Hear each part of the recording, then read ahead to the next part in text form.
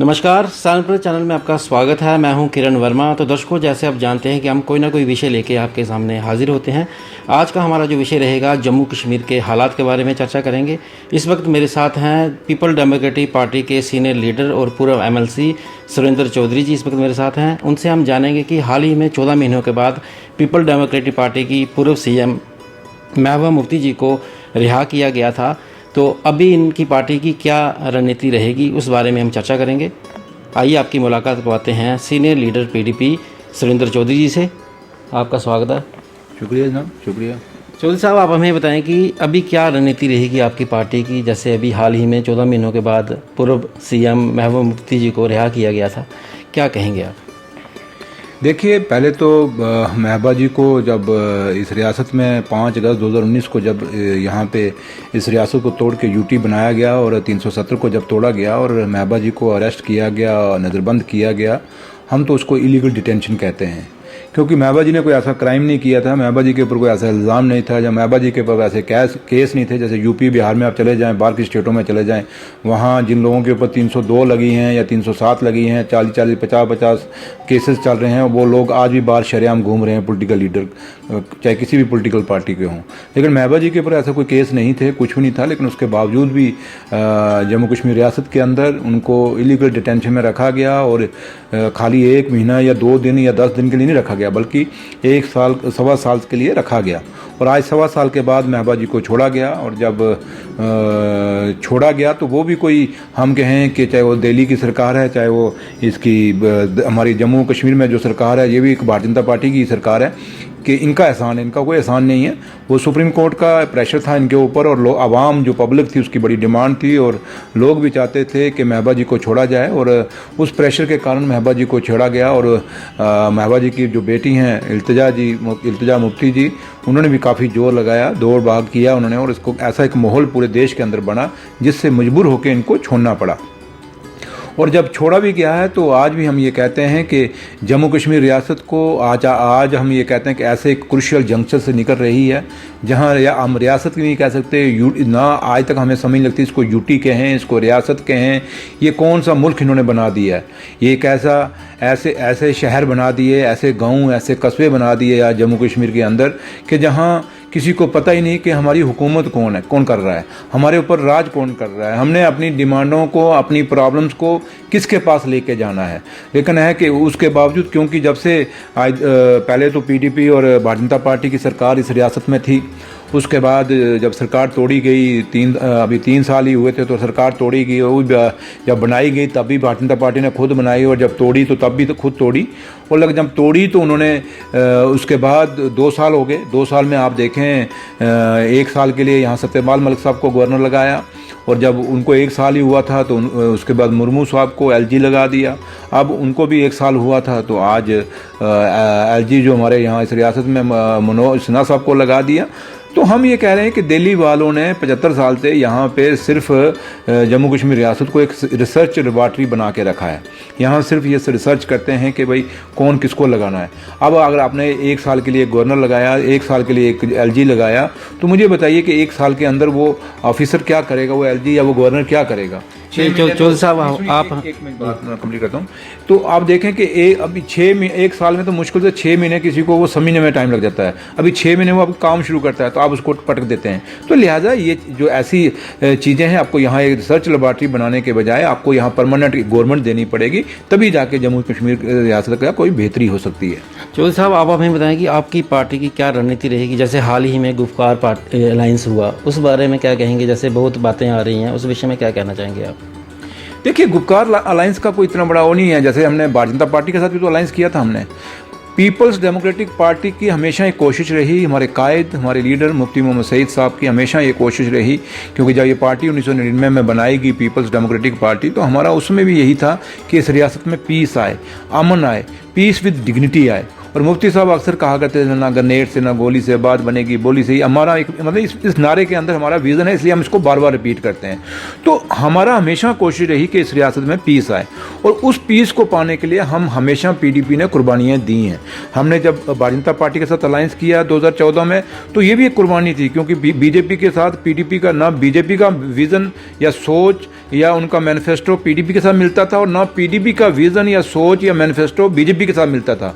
लेकिन मुफ्ती साहब ने एक बड़ा फैसला लिया, और मुफ्ती साहब को पता था मुझे इसका नुकसान होगा, लेकिन मुफ्ती साहब ने इस रियासत की बेहतरी के लिए ये एक फ़ैसला लिया कि उन्होंने भारतीय जनता पार्टी के साथ अलायंस किया।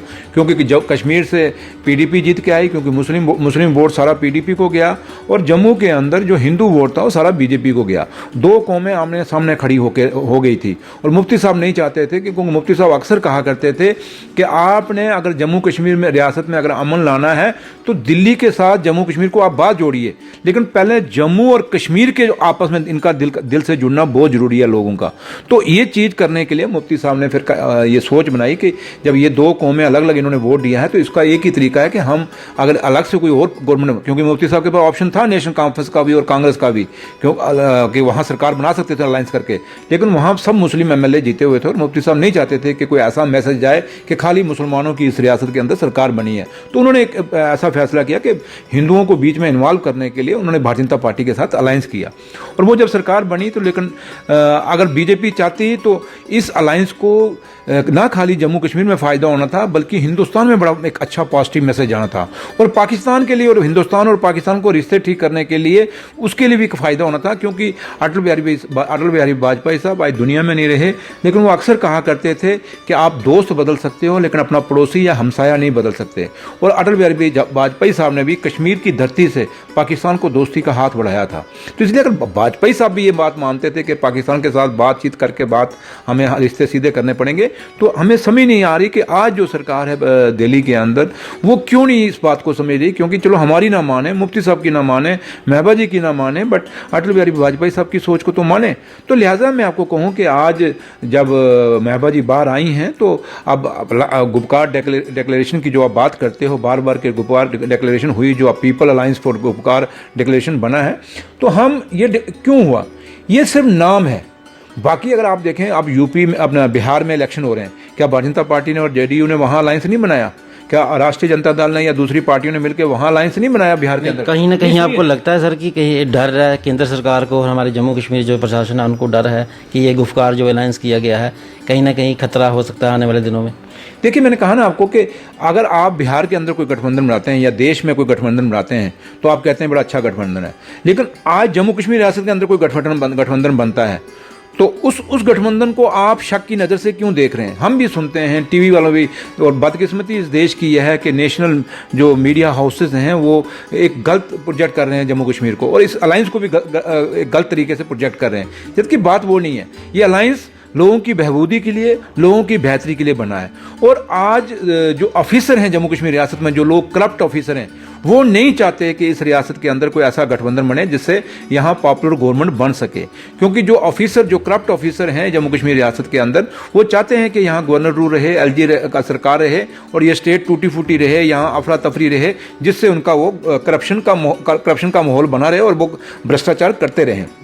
लेकिन आज भारतीय जनता पार्टी को जम्मू कश्मीर एक बड़ी सेंसिटिव स्टेट है, उनको ये नहीं सोचना चाहिए कि हमारा यहाँ चीफ मिनिस्टर बनेगा नहीं बनेगा, उनको ये देखना चाहिए कि यहाँ पीस आएगा या नहीं आएगा। अगर पीस लाना है तो ये गठबंधन जो बना है, इस गठबंधन को मजबूत करने की ज़रूरत है। और मैं दावे से कहता हूँ कि ये गठबंधन कोई देशद्रोही गठबंधन नहीं है, ये कोई देश के खिलाफ नहीं है। उन्होंने क्लियर किया कि हम हिंदुस्तान के आइन के नीचे, हिंदुस्तान के झंडे के नीचे जो हमारे लेजिटिमेट राइट्स हैं, जो फंडामेंटल राइट्स हमारे हिंदुस्तान का आइन हमें देता है, उसके लिए हम लड़ाई करेंगे, चाहे उसके लिए हमारा स्पेशल स्टेटस है। और अगर जम्मू कश्मीर रियासत में अगर हम स्पेशल स्टेटस मांग रहे हैं, गुपकार डिक्लेरेशन अगर स्पेशल स्टेटस मांग रही है, तो वो कोई गलत नहीं मांग रही। क्या बिहार में नहीं स्पेशल स्टेटस मांग रहे? आज देखें इलेक्शन लड़ रहे हैं, वहाँ भी वो बीजेपी वाले और जेडीयू वाले भी खुद आप स्पेशल स्टेटस मांग रहे हैं। कितनी स्टेटें, 5-6 स्टेटें हिंदुस्तान के अंदर हैं जो जिनके अंदर स्पेशल स्टेटस है। तो इसलिए अगर आज जम्मू कश्मीर के लोग, अगर इनके तो पास तो ऑलरेडी स्पेशल स्टेटस था,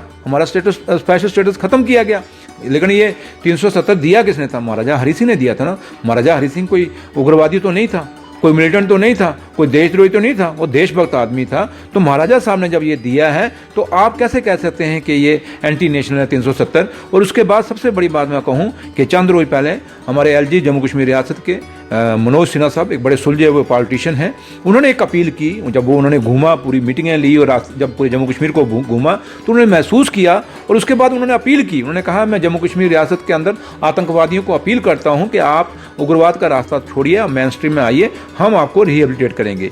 यही बात तो पीडीपी कहती है, हम भी तो यही बात कहते हैं। लेकिन जब महबूबा जी कहे या पीडीपी ये बात कहे तो आप कहते हो देशद्रोही बात है, उग्रवादियों की बात है। लेकिन जब मनोज सिन्हा साहब जो आपके लगाए हुए एलजी हैं, भारतीय जनता पार्टी को किसी जमाने में मेंबर हैं, तो जब वो बात ये कहते हैं तो उस समय आप कहते हो नहीं देशभक्ति की बात है। तो इसलिए भारतीय जनता पार्टी को ये दो मापदंड नहीं रखने पड़ेंगे इस रियासत में। सबके लिए बराबर इंसाफ रखना पड़ेगा, सबके लिए बराबर कानून होगा, सबके लिए ये पिक एंड चूज बेसिस पे आप कहें जम्मू कश्मीर रियासत को चलाएंगे तो ये चलने वाली नहीं है। जम्मू स्पीक्स में इस वक्त मेरे साथ हैं पीडीपी के जनरल सेक्रेटरी चौधरी साहब हैं। आप हमें बताएं कि जैसे अभी ईडी ने पूछताछ की है नेशनल कॉन्फ्रेंस के पूर्व सीएम जो फारूक अब्दुल्ला जी हैं, किस नज़र से देखेंगे आप ये? देखिए, जहाँ तक ताल्लुक़ है अपना फारूक साहब का जो ईडी का है, ये आज का केस नहीं चल रहा, बड़ा पुराना केस चल रहा है। लेकिन हमें समझ नहीं आती कि आज जब फारूक साहब को पहले आपने जेल में रखा तो उसमें ईडी की क्यों नहीं पूछताछ की? आप पहले आपने छोड़ा, उसके बाद आज आप ईडी से जब गुपकार डिक्लेरेशन बनी तो उसके बाद आप उसको फिर दोबारा अंदर कर रहे हैं। तो ये अंदर करने से आप कहें कि जम्मू कश्मीर रियासत के अंदर जो पॉलिटिकल लोग हैं या पॉलिटिकल वर्कर हैं या जो आवाम है वो चुप बैठेगी, वो बैठने वाली नहीं है। क्योंकि हमने कहा ना कि हमारा एक ही मुद्दा है कि जम्मू कश्मीर रियासत की बेहतरी के लिए, जम्मू कश्मीर रियासत की बेहूदी के लिए और जम्मू कश्मीर रियासत के अमन लाने के लिए, जम्मू कश्मीर रियासत में शांति लाने के लिए, यहाँ पीस लाने के लिए, यहाँ के बेरोजगार बच्चे को रोजगार देने के लिए, यहाँ पे जो हमारा टूरिज्म जो बंद हो गया उस टूरिज्म को दोबारा बहाल करने के लिए, जो यहाँ पे भ्रष्टाचार का एक बहुत बड़ा खेल चल रहा है उस भ्रष्टाचार को ख़त्म करने के लिए, यहाँ आज बिल्कुल डेवलपमेंट आप देखें स्टैंड स्टिल हो गई है। चाहे बैक टू विलेज करें, चाहे आपका जो माई टाउन माई प्राइड करें, जो मर्जी कर लें, नतीजा जीरो का जीरो है।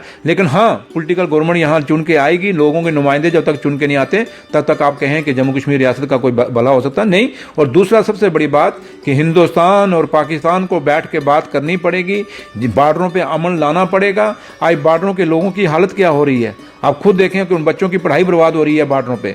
यहाँ ऑनलाइन पढ़ाई नहीं, इस कोरोना के कारण ऑनलाइन पढ़ाई शुरू हो गई है। लेकिन जहाँ जम्मू के लोग तो 4G मांग रहे हैं, शहर के लोग 4G मांग रहे हैं, लेकिन बॉर्डर एक ऐसी जगह है जहाँ 4G क्या 2G क्या, वहाँ तो कोई जी ही नहीं है।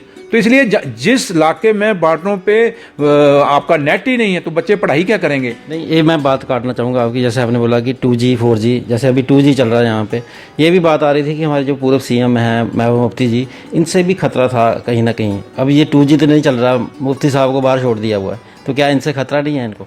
मैंने कहा ना, ये बहानेबाजी कब से चलेंगे? जब आपने 370 तोड़ा, आपने कहा था कि 370 हम इसलिए तोड़ रहे हैं क्योंकि हम जो पैसा यहाँ से बेचते हैं वो पैसा वहाँ लगता ही नहीं है। मुझे बताएं, आज 2 साल हो गए, 1.25 साल इसको गवर्नर रूल का हो गया, 1 साल गवर्नर रूल का हो गया, 1.25 साल आपका हो गया ये टूटा हुआ 370 टूटे हुए। मुझे बताएं कौन सा बदलाव जम्मू कश्मीर रियासत के अंदर आ गया? हाँ, बदलाव आया, टोल प्लाजे काफ़ी लग गए। उसके बाद आप देखें आपका प्रॉपर्टी टैक्स आ गया। आप देखें जम्मू सूबे के साथ कितना बड़ा भेदभाव हुआ। 326 लोगों की फायर सर्विस की लिस्ट निकली एक, उस लिस्ट में सिर्फ 23 बच्चे जम्मू के, बाकी बाहर के। और बीजेपी के लोग कहते हैं नहीं जी बडगाम में नकल हुई है। भैया, नकल हो या कुछ हो, ये तो आपने देखना है। तो मुझे बताएं कि लोगों के साथ बेइंसाफ़ी जरूर हुई है लेकिन फ़ायदा कहीं नहीं, कहीं डेवलपमेंट नहीं है, टूरिज्म बिल्कुल ख़त्म है आपका। आज देखें माता वैष्णो देवी में कितनी यात्री जा रहे हैं, आपके पिकनिक स्पॉट जितने भी हैं उसमें देखें कितने लोग आ रहे हैं। आज तो जम्मू में देखिए बिजनेसमैन बिल्कुल ख़त्म हो गया है, आपका इंडस्ट्रियलिस्ट बिल्कुल ख़त्म हो गया है, आपके ट्रांसपोर्टरों की गाड़ियों के नीचे वहाँ पर घास जम गई है, ट्रांसपोर्टरों का क्या हाल है। आप होटलों की हालत देखें, होटल बंद हो चुके हैं। आप देखें जम्मू का व्यापारी बिल्कुल ख़त्म हो गया। शहर के अंदर आप देखें आज दुकानों पर गाहक नहीं है, रेडी फड़ी वाला ख़त्म हो गया। और सबसे बड़ी मार अगर पड़ रही है तो मिडिल क्लास फैमिली को पड़ रही है, क्योंकि जो गरीब होगा फिर किसी से आटा मांग लेगा, जो दूसरा होगा चाहे अपना अमीर होगा उसके पास पैसा है, उसके पास सेविंग है, लेकिन मिडिल क्लास एक ऐसी फैमिली है, ना ये किसी से आटे का एक बोरी मांग सकते हैं, ना इनके पास सेविंग है। इनका जो भी काम चलता था वो सैलरी से चलता था, या जो डे टू डे जो कमाते थे, दुकानदारी करके कमाते थे, उससे पैसा इनका घर चलता था। आज वो मिडिल क्लास फैमिली जो बिजनेसमैन है वो ख़त्म हो गए। तो लिहाजा आज जम्मू में कोई बदलाव नहीं, बल्कि सिर्फ है कि यहाँ पे शोशेबाजी जरूर हो रही है, बड़ी बड़ी बातें जरूर की जा रही हैं। यहाँ भारतीय जनता पार्टी ने एक पप्पू जरूर बैठा दिया है, जो पप्पू रोज़ कोई ना कोई बयान जरूर दे देता है, लेकिन आप ये कहें कि वो पप्पू कुछ कर पा रहा है, कर कुछ नहीं पा रहा। क्योंकि आज नौशहरा के अंदर आप देखें, वहाँ पे 20 करोड़ से ऊपर पोस्ट ऑफिस का एक घोटाला हुआ है। वो जो हमारे प्रदेश अध्यक्ष हैं भारतीय जनता पार्टी के, ये उनकी कंस्टिट्यूंसी है। एक बयान भी उन्होंने दिया, या उन्होंने कहा कि सीबीआई इंक्वायरी होनी चाहिए। हम कहते हैं उसकी सीबीआई इंक्वायरी होनी चाहिए। आज नौशहरा के अंदर बॉर्डरों पे जाइए, आप बंकर नहीं बने हुए अभी तक। जो प्रदेश अध्यक्ष हैं भारतीय जनता पार्टी के, हम उनको पूछते हैं कि बताइए आप भैया कि वहाँ बंकर नहीं बने, आपने एक बयान भी दे रहे हो, उल्टा कहते हो बन गए। कहाँ बन गए? हाँ, आपके घर में जरूर बंकर बन गया होगा, लेकिन लोगों के घरों में बंकर कोई नहीं बना है। कहीं ना कहीं आपको लगता है कि हमारी जो प्रदेश की भाजपा है, बुखलाहट आई है इनमें, कि जैसे गुफकार डिक्लेरेशन की बात करें अगर हम, देखिए मैं वो नहीं करता। यहाँ भारतीय जनता पार्टी की बुखलाहट कोई चंद लोग हैं जिनको इतना कोई नॉलेज नहीं है। जैसे ये पप्पू की बात मैं कर रहा हूँ, ये पप्पू बोलता है, प्रदेश अध्यक्ष पप्पू है इनका, ये बोलता है। अदरवाइज देखें आप, दिल्ली से किसी ने नहीं गुफकार डिक्लेरेशन के ऊपर कोई उनकी इतना नहीं आया। क्योंकि देखिए ये लोग बेसिकली जम्मू कश्मीर में हैं कि जो भारतीय जनता पार्टी के कुछ चंद लोग हैं पप्पू जैसे, जिनको समझ नहीं आ रही कि आपने रियासत चलानी कैसे है। भैया देखो, रियासत रहेगी तो सियासत रहेगी, अगर रियासत नहीं रही तो सियासत कहाँ से रहेगी? आपने कहाँ से एमएलए बनना है, कहाँ से एमपी बनना है? अगर ये रियासत ही खत्म हो गई। आज तो आप देखें ना, आप बात जब करते हैं 370 की बात करते हैं, गुफकार डिक्लेरेशन क्या कह रही है? अगर स्पेशल स्टेटस जब मांग रही है तो हम क्या कहते हैं? आप मुझे बताएं, जम्मू कश्मीर का आदमी कोई बाहर की स्टेटों में जाके आपने फुटपाथ पे सोता हुआ देखा है? वहां भीख मांगता हुआ देखा है जम्मू कश्मीर रियासत का?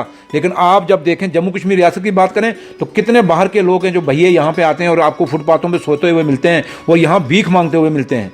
भाई जम्मू कश्मीर की ये पोजीशन तो नहीं है ना, तो फिर क्यों आप जम्मू कश्मीर को द्वारा वही यूपी बिहार जैसा बनाना चाहते हो? आप देखें रोज यूपी बिहार के अंदर, राजस्थान के अंदर, उड़ीसा के अंदर रेप केस हो रहे हैं, छोटी छोटी 6-6 साल की बच्चियों के साथ रेप हो रहे हैं। जम्मू कश्मीर में तो ये कंडीशन नहीं है। क्या आप उसी जम्मू कश्मीर को वही रेप स्थान बनाना चाहते हैं यहाँ पे क्या? तो इसलिए मैंने कहा ना कि बातें करनी बड़ी अच्छी लगती हैं, लेकिन आप लोगों को गुमराह कर रहे हैं। लेकिन आज जम्मू के लोग भी समझ रहे हैं। कश्मीर को तो छोड़िए, कश्मीर में तो मिलिटेंसी, लेकिन जम्मू में तो कोई मिलिटेंसी नहीं है। फिर यहाँ 4G क्यों नहीं है? यहाँ लोगों को रोजगार क्यों नहीं है? 1.25 पोस्टें खाली पड़ी हुई हैं, वेकेंट पड़ी हैं जम्मू कश्मीर सरकार के पास। आज सत्यपाल मलिक साहब चला गया, 50,000 का ख्वाब वो दिखा गया था कि 50,000 की नौकरियां लगाऊंगा। फिर मुर्मू साहब ने 10,000 की नौकरियां निकाली। भाई क्या जम्मू कश्मीर के बच्चे, हमारे जो बड़े लिखे बच्चे हैं, वो भिखारी हैं क्या? अगर पोस्टें वेकेंट है, निकालिए वंस फॉर एवर आप, तो उनको लगाइए। आज तक आपकी केस के एग्जाम नहीं, वो शीटें नहीं निकल रही आपकी। आज आप मतलब कि कौन सी आपकी, आपने कहा था हम 5 बटालियन बॉर्डर की भर्ती करेंगे, क्या वो भर्ती हो गई है? तो इसलिए अगर बातें करने जाएं तो बड़ा लंबा चौड़ा वर्मा साहब एक बन जाता है हिसाब किताब। लेकिन मैं फिर कहता हूं, आज भी कहता हूं, भारतीय जनता पार्टी के लोगों को दिल्ली की सरकार में और जम्मू कश्मीर में जो प्रॉक्सी गवर्नमेंट इनकी है कि चंद लोगों को फायदा देने के लिए यहाँ, क्योंकि 370 टूटने के बाद जो करप्शन इस रियासत में बढ़ी है, इतनी कभी आज तक करप्शन नहीं हुई। अगर आप चाहते हैं कि इस रियासत में अमन आए, शांति आए, ये करप्शन फ्री हो, यहाँ डेवलपमेंट हो, तो आप यहाँ का स्टेटस, जो स्पेशल स्टेटस था, उसको बहाल करिए। यहाँ जो रियासत हमारी थी उसको दोबारा यूटी से स्टेट बनाइए। और सबसे बड़ी बात मैं कहूँगा भारतीय जनता पार्टी से कि जम्मू के लोगों के साथ जो आपने वादे किए थे, वो जम्मू के लोगों के साथ वो डिस्क्रिमिनेशन दूर करिए। वो जम्मू के बेरोजगार बच्चे को जो रोजगार का वादा किया था वो रोजगार दीजिए। जो जम्मू के बॉर्डर के लोगों को आपने कहा था कि हम आपके बच्चों को रोजगार देंगे, आपकी अच्छी तामीर और तरक्की करेंगे, उनको वो तामीर और तरक्की दे दो। और वो आपने कहा था कि बॉर्डरों पे हम शांति करेंगे, तो मेरे भैया वो शांति कहाँ आई?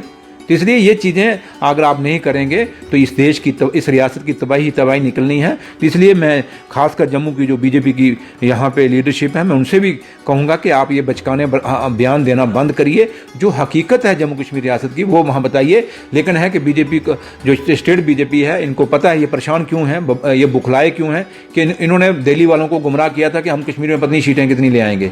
आना कुछ नहीं था, खाक था। लेकिन अब जब ये अलायंस बन गया, इनको पता कि जो थोड़ा बहुत आसार थे वो भी खत्म हो गए। तो इसलिए ये फ्रस्ट्रेट हैं और इनकी ये जो बयान आ रहे हैं ये फ्रस्ट्रेशन में आ रहे हैं। चौधरी साहब बातें तो बड़ी सारी हैं। अंत में मैं आपसे पूछना चाहूँगा, अगर स्टेट हमारी वापस आती है तो इसको आप किसका श्रेय देते हैं? जैसे हाल ही में गृह मंत्री जी ने बयान दिया है कि हम जल्द स्टेट वापस देंगे जम्मू कश्मीर को, किसको श्रेय देंगे आप इसका? ये लोगों की डिमांड है जी, ये तो श्रेय तो लोगों को जाता है, क्योंकि जम्मू के लोग मांग रहे हैं, क्योंकि जम्मू के लोगों का एक है कि ये हमेशा ये जुझारू लोग हैं, लड़ने वाले लोग हैं, लेकिन ये हमेशा सोचते हैं कि देश के हित को नुकसान ना हो। हाँ, ये राष्ट्रवादी लोग हैं, ये कभी नहीं चाहते कि भाई हम ऐसा कुछ स्टेप उठाएं जिससे देश की इमेज खराब हो। लेकिन आज दिल्ली वालों को समझ आ रही है, जो जम्मू के लोग, खासकर जम्मू के लोगों को जो अंदर से एक भड़ास है, जो एक जो तूफान इनके अंदर उमड़ रहा है, दिल्ली वालों को पता है कि अगर ये फट गया कहीं, ये तूफान जम्मू वालों का फट गया, अगर ये गुस्सा कहीं फट गया, तो दिल्ली की यहाँ जो बीजेपी पिछले 25 सीटें ली थी, मुझे लगता है ये 5 सीटें भी ले पाएंगे। इसलिए वो गुस्से को देख रहे हैं जम्मू के लोगों को, क्योंकि जम्मू के लोग अब तंग आ गए हैं टोल प्लाजा से, प्रॉपर्टी टैक्सों से। मैं छड़े टैक्स ही टैक्स हैं और कुछ नहीं है। तो लिहाजा ये मैं जो आप श्रेय की बात कर रहे हैं, ये जम्मू कश्मीर रियासत के लोगों का प्रेशर है, जो अगर ये स्टेट देंगे तो उसका। लेकिन है कि खाली स्टेट नहीं, हमें ये दिल्ली वाली स्टेट नहीं हमें चाहिए, हमें फुल फ्लैज जो महाराजे वाली रियासत थी, हमें वो रियासत चाहिए। जी, बहुत बहुत धन्यवाद आपका, आपने कीमती समय दिया, बहुत बहुत शुक्रिया। थैंक यू जी। दर्शकों, ये तो थे हमारे साथ पीडीपी के जनरल सेक्रेटरी सुरेंद्र चौधरी जी। हमें उम्मीद है कि आपको हमारा जो आज का कार्यक्रम है पसंद आया होगा। फिर मिलेंगे किसी और विषय को लेके, तब तक के लिए आगे दीजिए, नमस्कार।